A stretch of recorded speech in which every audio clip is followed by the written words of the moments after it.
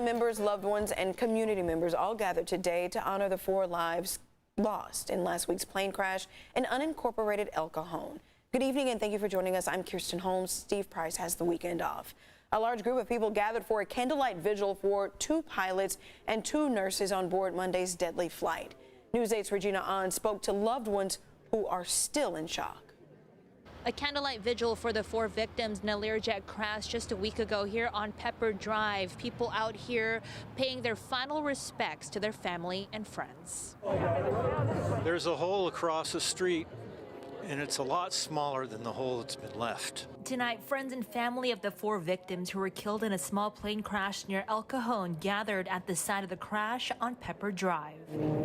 The night began with candles, flowers, and pictures of the 4 victims: Doug Grande, Julian Bugaj, Laurie Gentz, and Tina Ward.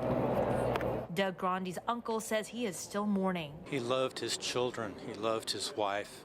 He loved his family. Julian Bugaj, or George as his friends called him, was one of the pilots. I have been so upset with his family and everyone else is here tonight.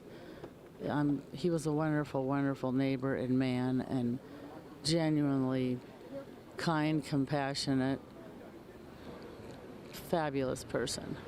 We're so, so sad. Roberta Morris says she's still in shock over the loss of her good friend Laurie Gentz. It still doesn't seem real. It just seems like I'm just going to see her next week for lunch, so it just hasn't really hit yet. Roberta says she worked with Laurie for over 14 years. We flew together, we've worked at AMR together, and I mean, I have really nothing but great things to say about her. Many paramedics on scene, but not for work, to honor their friend Tina Ward. All 4 of the victims will be called a hero, their legacy living on. Each family member and each hero will get the same reverent honor as a head of state because they are heroes, and we need to treat them as such.